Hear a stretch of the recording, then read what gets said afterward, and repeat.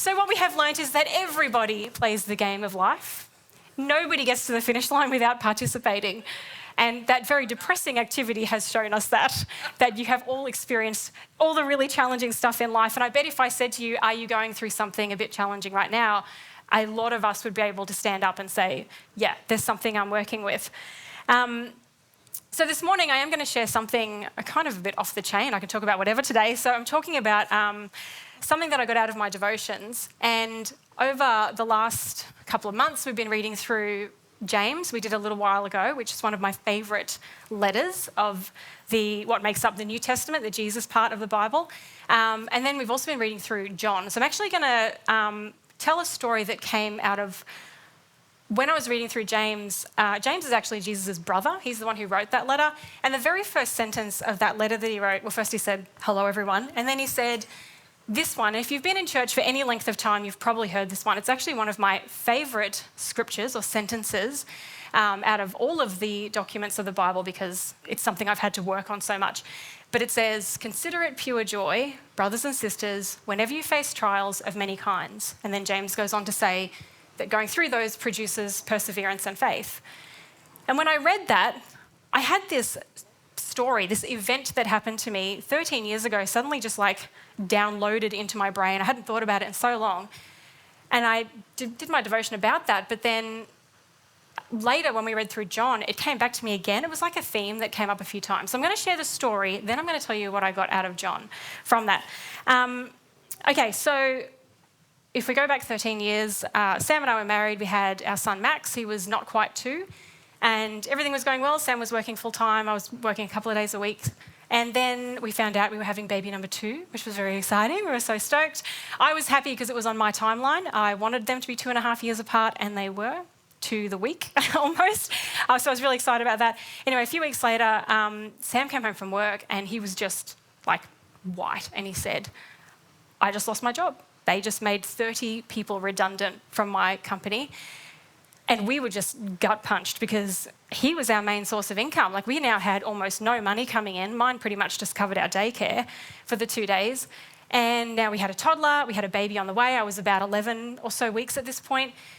And so that was unsettling. Like we were very worried about that. And I remember we sat down that afternoon on our peeling pleather couch and we prayed and we just gave it to Jesus and we said, Jesus, we've got to ask you to help us with this and we're just going to give you all of our stress about this. We don't want to be burdened by worry. We did that and then I remember saying to him afterwards, I said, I know this is really bad and we feel bad inside right now, but at least it's just a job. You can get another job. Imagine if it was something happened with Max or something that happened with our baby. Famous last words, because 5 days later I had a miscarriage. And I won't go through all of the details of it, but we did all the usual stuff. We got the scan done. They confirmed, yes, there was no heartbeat. I was devastated. Like we were days away from telling everyone. We were going to tell them on Mother's Day, which was coming up the following weekend. And the next day after this all went down, I called work. I said, I can't come in today. My boss totally understood. I dropped Max off at daycare. I was just going to have the day. I needed the day. And then I got a phone call on the way home from the Gold Coast Hospital. To this day, I have no idea how this doctor got my number or the scans or anything because I didn't even go to that hospital. But she called me and she said, hey, look, you're nearly 12 weeks. And that means that you might want to think about actually getting a procedure done because we find that people at that stage and onwards might need to have a bit of intervention. It may not actually go as planned if you do it naturally, and you might end up having to do it anyway. So some people choose to do it before the miscarriage starts. And I said, I'm sorry, what? I thought I'd already had the miscarriage. She goes, oh, no, it hasn't started yet. And then she explained to me what was going to happen, which I was clueless about. I didn't realise what was coming. And I remember driving home because I had pulled over to talk to her and my hands were just trembling on the wheel. And I called Sam and I said, I can't do this. Like I'm normally the first person to go, do it naturally, your body knows what to do. I was scared out of my wits. I did not want to go through with this. It's already emotionally hard enough to lose a child, to have to go through what women have to go through physically, and I am so sorry to all of my sisters who have gone through the same thing. It is not easy. I was so scared, and Sam said, why don't you just go talk to this doctor and see how you feel about it. He couldn't come with me because it was one of his last days of work. We couldn't afford for him to take a day off to come with me. So I came here and Ruth was going to come with me to be my support person. The doctor had said it would start any time within the next 1 to 2 weeks. My body decided it was going to start in the car park. Thankfully, we got to the hospital. I decided to go anyway. I was like, well, she's expecting me. I might as well go, even though it's not for the reason that I was supposed to go there for. It was everything that she had described to me. So at least I knew what was coming. It was an incredibly difficult few hours, but the whole time, every time it got too much, I just sat with my eyes closed and I said the name Jesus. And this morning we just talked about sometimes there are no other words. I had no words. I just kept saying Jesus. I would say Jesus, Jesus, Jesus, Jesus, Jesus, Jesus, Jesus, Jesus, Jesus, Jesus, Jesus. And I absolutely knew that Jesus was with me. He absolutely carried me through that day. He controlled my calm. He controlled my thoughts. And even the doctor said, and Ruth will remember this, I know she's off with her family today, but she would remember this. The doctor said, I cannot believe how calm you are. This is like, because it happened quite fast. It was faster than normal. She was like, you have 10x'd this whole process and you are so calm. And we were talking, we were making jokes, we were laughing about stuff. I don't know what I said. I hope I said to her, it's Jesus, but I don't think I did. I think I just laughed or whatever. So I got through that day. I felt incredibly grateful, first of all, that Jesus was there to take me through that, but also that ultimately I didn't end up having to have any intervention. It all just went exactly as it should have gone. And I was grateful also that God had somehow orchestrated it so that this thing that I was so deeply scared of, He made it so that I was at a hospital with a doctor who knew what was going on, who could reassure me that it was all okay, that what was happening was quite normal, fast but normal. And I wouldn't have had that if all of those other things hadn't have happened. He knew exactly what I needed. So I was incredibly grateful for that. So you might think that's the end of the story, and you might go, okay, miscarriage bad, Jesus good, got it. That's not. That's half the story. The other half of the story is more like death by 1,000 emotional paper cuts, because after that day, I got home and some family had come over to make dinner for us, which was really nice, and then we sat down and played a board game, would you believe, after that. And I was okay with that. It was okay to do something normal, but I also realised in hindsight it didn't give me any time to process what I'd just been through. I smiled my way through the night, made everyone else feel comfortable. And then the next day was supposed to be my rest day. I was supposed to absolutely recuperate. I'd lost a lot of blood. They said, you must lie down. I had a graphic design job. I did some work on the side. It was due that day. I had not finished it because I'd been a little bit preoccupied. And so instead of resting, I sat down and I worked all day. And I was really resentful of that time was taken away from me. The next day, I went back to work because now the very unfortunate circumstances were that we had no income. Sam had finished up his job. There was no other option. I called work. They said they were happy to have me 5 days a week. So I went back to work. The only person who knew was my boss, and everyone else, I didn't tell anyone. I just smiled and got through the day. The second day that I was back at work, one of our reps came in, and really lovely guy, came in all happy, and he said, all tall and Canadian, he's like, oh, hey. You can laugh, it's all right. That was a bad joke. He came in and he said, oh, we just found out my wife is pregnant. Baby number 6. She doesn't think she wants to keep it. And every sentence that he said, he just kept talking, and it was just like stab after stab into my very freshly broken heart. And I remember having to just get up. I couldn't speak, I couldn't say it. I just got up, rudely walked out, went to a huge window, stood there, and my self-talk was terrible, but I was just going, shove it down, Pauline, shove it down, shut down the feelings, don't you cry, don't you come out here, you stay in there. And I just pushed it down, I smiled, and I went back in and I went back to work. And then a few days later, it was Mother's Day, which was the day that we were going to tell everyone. We would have been 12 and a half weeks by then. And I, like an idiot, had said to my husband, don't buy me any gifts. We don't have the money. Let's not be frivolous. Practical Pauline strikes again. And what I didn't know is that I would wake up on Mother's Day morning just feeling like freshly, I don't even know, just so much sadness and so much grief, because that was meant to be a special day and it had been taken away. the life that we thought that we had with this child, we now no longer had. I'm so sorry. I'm with you, Jen. And I also had this voice in my head, and I still remember it so vividly all these years later. It was said these 3 sentences on repeat, like someone was whispering it in my ear, and it said, "You don't deserve this. What makes you think you're worthy of being celebrated? You can't keep your own child alive." And I know that is rubbish. Like, even the rational part of my brain understood that was absolute rubbish, but my heart was broken, and I believed it. And I didn't talk to anyone, I didn't say anything. I just smiled, and there was no real, I'd said no gift, no anything, so there was not really much that we did. We just got ready for church and we came here, and I was sitting here and there was a new mum here with her new baby, and I was like, "Pauline, you were going to suck it up. You were going to go say hello to that mum. You're going to congratulate her. It's not about you, it's about her. You goo-goo over that baby." And I shoved it all down again, and I stood up to go talk to her, and Megan Greenway came up and she stood right in front of me like a bouncer, and she goes, "Hey, how you doing?" And I said, I just started crying.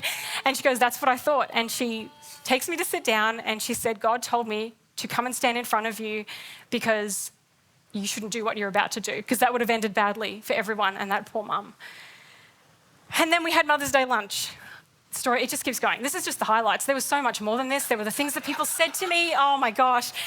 So we went to this Mother's Day lunch and at my parents' place, and my aunt and my nana were up visiting from Victoria. So we went there. I had gifts for my mum. I'd also bought gifts for my nana and my aunt because, they were away from their own families down in Melbourne. So I got them gifts too, and we got there and we had lunch.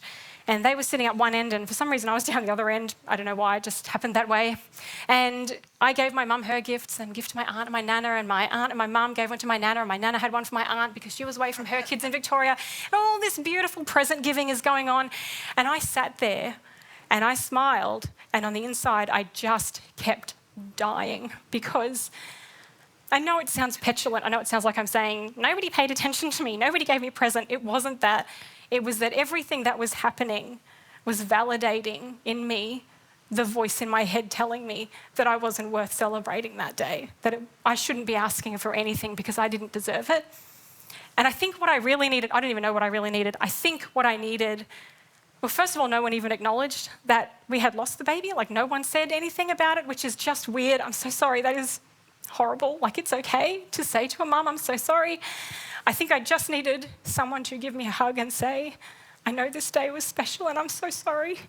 What do you need?" Sorry, I don't know why I'm getting so emotional. I feel sorry for myself for back then, even though I'm not sad about it now. Do you know what I mean? You feel empathetically bad for your older self. That's where I'm at.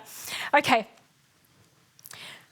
So then what happened after that was that over the following weeks and months, I had this weird thing happen where I got this really hollow, empty, heavy feeling in my stomach. And it just kept growing. It got worse and worse. It got bigger and heavier. It was like brick by brick, until after months, like 6 or 7 months, it almost felt like a desperation, and I didn't know what for. I couldn't pinpoint what was going on.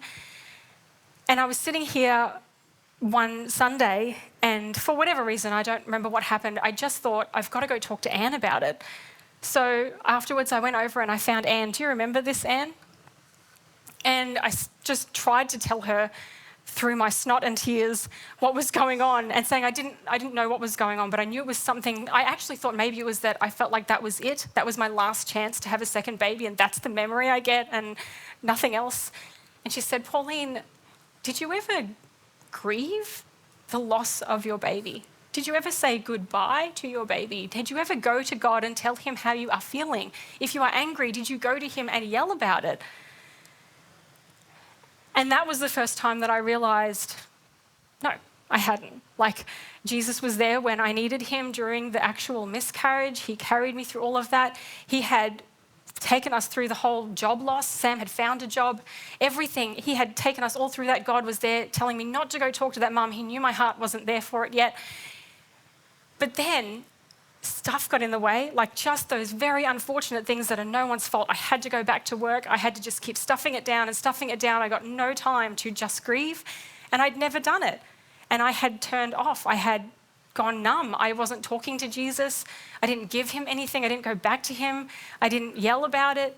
I just shut down and carried it myself, and it just kept growing. So I went and I did everything that Anne told me to do. I figure if God told me to go talk to Anne, then I have to do what Anne says, because he must have known she would say the right thing, and she did. It was absolutely perfectly right. So I did all the things that she said, and the one I left to last was the one I didn't want to do, which was that I had to sit down and talk to God. So I kept that till last. I took a day off work, and I cleaned the house. I did a few things like that first, and then I sat down on our lounge room carpet. Nothing special. I just knelt there in front of our dining table or coffee table, and I just took a deep breath, and I said, okay, God. And that was as far as I got. And it was like 7 months worth of grief came out of my body through my eyeballs, like so much liquid and so much snot. And you know when you cry so hard that at the end you've got a massive headache because it's like you've dehydrated every cell in your brain? That's what it was like. It was just so much came out of me. And at some point I started talking. I just started to tell God everything. I don't remember if I was mad or not. I don't actually remember much of the detail of it, but I just know I gave it all out. And eventually I was just done. I said everything. I'd grieved everything. And I sat there quietly, and after a while, I don't know how long, I felt this weight on my shoulders, but it was like a warm blanket weight. You know, like when you're cold and someone just puts something, a nice warm jacket over you, it was like that. And I just felt this comfort come over me, and that dark, heavy feeling that I had in my stomach just melted. It just went away. And it felt like I was just being given this big hug from behind. And I sat there in that for a few minutes. Come on, Pauline, stick to the facts. All right. Oh, okay. I sat there for a few minutes, I'm drying out my eyes. I sat there for a few minutes, and then I felt that comfort and that peace turn into assurance. Like just absolute assurance that it was okay, that Jesus had it. Jesus had my baby. Like, that baby's waiting for me in heaven. What a great incentive. But I just knew that it was absolutely all okay. And God had me. Jesus was right there, and he was the one giving me that comfort in that moment. So when I read that verse in James about trials of many kinds and finding joy, that all came back to me in one great big rush. And I was like, man, that is something that I can look back on, and I see the joy in that, because all of that brought me so much closer to God, and it taught me so much. And then we were reading in John recently about Lazarus. And over the past couple of weeks, Pastor Kev has talked about two women a few times. Can anyone remember their names? Mary and Martha. Mine is also about Mary and Martha, would you believe, who are Lazarus' sisters. So in this chapter, I think it's chapter 11, John is recounting about how the sisters sent a message to Jesus, and it said, Jesus, the one you love is sick. That's Lazarus. And Jesus says, God is going to use this to do something absolutely amazing. This is going to be for God's glory. So he slowly makes his way back to Bethany. He gets there where Mary and Martha live. Martha comes out and she says, Jesus, Lazarus has been dead for days. And Mary comes out and she falls at Jesus' feet, and she is just weeping and sobbing at the loss, not just of her brother, but there's every chance that they had lost their protector, because women back then, if they didn't have a man to look after them, they had nothing. They had no rights. Their whole life may have been taken away from them, along with their brother. So she is weeping. And Jesus sees her tears and her agony, and it says that he is deeply moved in spirit and troubled. He's deeply moved in spirit and troubled. Interesting. And then Jesus says, where is Lazarus? And by this point, all these people have gathered around. They're all the family and friends. They're all crying. They're mourning the loss of this friend of theirs. And they say, well, Jesus, he's dead. He's in the tomb. And then it says, Jesus wept. Very interesting. Why is Jesus crying? He has already said God is going to use this. He absolutely knows that Lazarus is going to come back to life. Is he weeping for his friend who is dead? I don't think so. He's weeping. As we've seen before, he is so deeply moved by the grief that he sees and feels in the people around him, people that he loves that are suffering. He is weeping for the humanity that he is seeing in front of him. And then some of these friends who are all there crying, they start whispering to each other and they're like, isn't this the guy who healed the blind man? Why didn't he just heal Lazarus? And then Jesus sees them and he hears them, and it says in verse 38, Jesus, once more deeply moved, came to the tomb.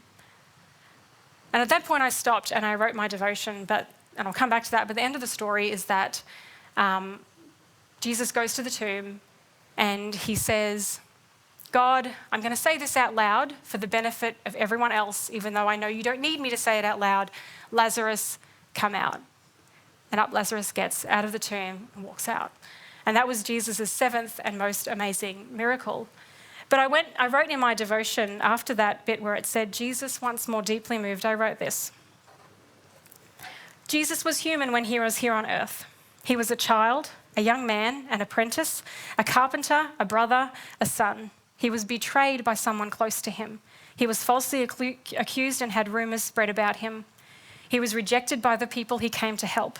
His own brothers didn't have faith in him. He saw people make terrible choices. People mocked him. He grieved for people he loved. Remember that his own cousin, John the Baptist, was beheaded. He saw people suffer. He saw human brutality. The night before he was arrested to be crucified, he knew all-consuming anxiety and fear. He was deeply moved by compassion and the grief he witnessed in people around him. So remember in the beginning, we played that very unfun game of how many bad things have you had happen to you in your life. Everyone here has had something happen to them. You've all had someone betray your trust. You've all lost people that you love. You've had physical hardships. Some of you have had terrible illnesses. You've had someone spread rumours about you. You've felt anxiety and stress. There is nothing that you and I have not experienced on earth that Jesus himself didn't experience firsthand. And remember that Jesus was fully human in body. He felt everything. He didn't have a secret God mode feature that shielded him from all, loss and hurt and pain. In fact, people actively sought to hurt Jesus. He lived a whole life of people trying to hurt him. When I lost that baby and I spent 6 or 7 months just wandering in my own wilderness, I was numb. I had switched off from Jesus. I wasn't asking for help. I just wasn't anything, even though I knew so many times before I had asked for help, Jesus was there. I just went numb. I carried it on my own. And it wasn't until I sat with him and said, Jesus, this hurts, that I then allowed him to give me the comfort that I needed. And that comfort come from someone who knows exactly how I felt. He knew all about that loss. And when I felt there that day and I started to feel the peace and then I felt the assurance, then it turned into something else. The longer I sat there, I just started to say, thank you, God. Thank you, Jesus. Not thank you that all that horrible stuff happened. That was just stuff. No one made that happen. That just happened. But I was saying, thank you that you were there, that you have never, ever, ever failed me any time I have asked. And the only time that things go really badly is when I stop asking, when I disconnect from him. And I felt that it was just all okay, that I had God there as my Father, that I had Jesus there with his arms around me. They had absolutely taken care of it. It was that big bear hug of peace. And that kind of peace is something we can have if we ask for it, no matter how small or big the trial. Sometimes we think, oh, it's such a tiny thing. It's a little tiff with a coworker. It doesn't matter. No matter how small or how huge it is, we can take it to Jesus and that same peace is there for us. And that peace helps us to feel assurance, which turns to trust, which turns into greater faith. Exactly as James said it would. And here's the application that I wrote. Our SOAP devotion is scripture, observation, application. So the application, like how we can apply it, I wrote this. When difficult times inevitably happen, we always have a choice. We can blame him, we can hide from him and carry it alone, or we can go to him and let him take the burden. Hiding only lets the burden grow until it becomes a load that spills into other areas. Brick after brick of hurt, disappointment, betrayal, bad luck, unfortunate circumstances all add to the weight. It makes us feel too heavy to go back to God. We think it's impossible to praise God through our circumstances. we forget that our Jesus is waiting to take the weight and make us light again. So we can choose to take our worries and hurt and fear to Jesus, the only one who can give us assurance and comfort from the inside out. His is a supernatural peace that makes this difficult life not only bearable, but one where we can feel joy from our trials. So how it looks to go to Jesus looks different to everyone. I said before, I just sat on my carpet and I talked about it. And some people might want to go sit at the beach. You might want to go out in nature. You might be able to do it here while we're singing. You can do it before you go to bed. It doesn't matter. There's no magic about it. There's no secret password. You just talk to God. And it doesn't need to take long. It doesn't need to be flowery. You just ask for the help. Jesus empathizes with you. He knows how you feel. He is deeply moved by our worries and our pain. So I'm going to ask the band to get back up. Thanks, boys and girls. A couple of weeks ago, Tom sent me a song. He didn't know really what I was talking about today. I'd never heard this song before, even though it's by one of my favourite bands. And the first line of this song says, "Blessed assurance, Jesus is mine." And I was like, okay, you had me at assurance. That's a good song. And then it says, "He's been the fourth man in the fire time after time." And that's who Jesus is to us. I used to be a blamer. I've now learned to trust God. It's taken the trials, but I've learned to trust God with all the unfairness, with all the difficulty of life. He has never let me down or failed me. And I love this in James. Like I said, it's one of my favourite letters. James says, God is not like shifting shadows. He doesn't change. He doesn't pull the rug out from under us. He's not something one day and then something different the next. He is the same through every storm, through everything. He is the same for us. He is absolutely reliable. And you may not get the outcome you want. You may not get everything you want out of life. Things may not go the way that you expect them to go. That is the game of life. We all participate. But it's how we choose to respond to that, whether we hide or whether we go back to the only one who can give us the peace. That's the difference. We can trust God. We can ask Jesus to see our trouble. And I just want to say this quickly. Do I have time? Yes, I do. God sent Jesus as his representative on earth. God could have sent anything or anyone. He could have sent a robot to churn out instructions on how to be a good God follower. He could have sent more messages from a mountaintop. Whatever. He could have started a Twitter account. He had a million avenues. And instead he chose to send this man, Jesus, as he was, the most compassionate, loving, just beautiful man who hugged people and loved people so unconditionally, who empathized, who wept with them. That was the man that God chose to represent him, someone who could be just like us, so that it wasn't just us and this big God that we can't understand. It's us and Jesus and God. That's who we're talking to when we say, Jesus, can you help me? It is the man who was here on earth, who was one of us. What a wasted opportunity if instead we carry all of our hurt ourselves. What a heavy and difficult life when we don't take the hard stuff to him. Don't do what I did. Don't carry it for so long that it becomes more than you can bear. So like I said, there were so many good outcomes from all of that. I do want to say ultimately it was a good story. Jesus he did. Jesus carried us. He was there every time we needed him. He never failed. And one of the things, I've actually asked the team to play that song this morning. It's called Trust in God. It's actually ultimately a song of celebration. It's a real declaration about the fact that God never fails. Sometimes we do. And sometimes we don't do the right thing, but God never, ever does, and that he is always there, that every time we ask, he opens the door and he is waiting to help us. So while they're playing this song, it goes for about 5 minutes. You can do whatever you want in this time. That's what this time is for. You can think about something that maybe you are carrying that you want to get rid of. You can think about maybe that it's something that you need to do more, is remember to rely on God. Remember to ask Jesus for that comfort. And if you want to, you can just stand up and declare how awesome God is. Maybe it makes you remember a time that the same thing happened to you when you asked for comfort and he was there. If you want to celebrate, stand up and just sing. It is okay. Don't feel bad if you're the first one. If you stand up, I bet everyone else does too. So this is your time to do whatever you want with that. I'm just going to pray very quickly and then I'll let the team do it. Thanks, guys. Jesus, I just want to say personally, thank you so much that for the last 20 odd years, you have been there for me. Every time I have asked, that you have never failed. I love the person that you are, and I have loved getting to know you. And I really pray that any single person here who needs something this morning, that you will tap them on the shoulder and say, give that to me, because I can carry that better than you.